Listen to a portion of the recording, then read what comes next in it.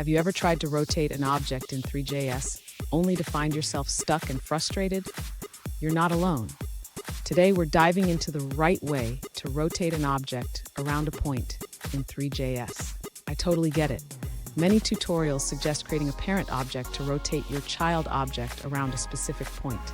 It seems straightforward, but it can be incredibly limiting. If you've ever felt restricted by this method, you're in the right place.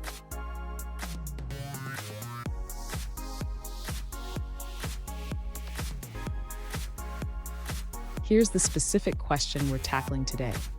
One user asked, what's the right way to rotate an object around a point in Three.js? They mentioned that while the parent-child method works, it doesn't allow for rotating around multiple points. Sound familiar? Let's explore this together. So what's the issue here?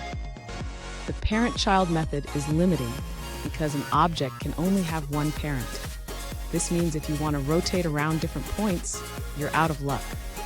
Let's break down some alternative methods. And stick around. By the end of this video, you'll have a solid understanding of how to rotate objects around multiple points in Three.js. And I promise you won't want to miss the final tip. To rotate an object around a specific point in Three.js, the user can create a pivot point using an object 3D. This pivot will serve as the center of rotation. Next, the user should create the object they want to rotate. For example, they can create a cube using the box geometry class. After creating the object, the user needs to add it to the pivot. This way, when the pivot rotates, the object will follow. Now, the user should position the object away from the pivot point. This is crucial for achieving the desired rotation effect. Finally, the user can rotate the pivot to see the object rotate around the specified point. For example, they can rotate the pivot by 90 degrees. Fun fact, did you know that Three.js is named after the 3 dimensions it operates in? It's a powerful tool for creating 3D graphics, but sometimes it can feel like a puzzle. Now let's look at the answers provided by other users. This user acknowledges the limitation of having only one parent for an object in Three.js. They suggest that while you can't have multiple parents, you can detach an object from one parent and attach it to another. This allows for changing the point of rotation.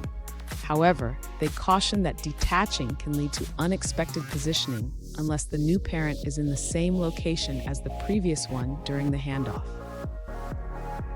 Here's a tip. If you want to make a cube follow an S-shaped path, consider using a combination of these methods. Experimenting with different approaches can lead to the best results. And there you have it. Now you know how to rotate objects around different points in Three.js. Remember, experimentation is key. If you found this video helpful, hit that subscribe button for more tips and tricks.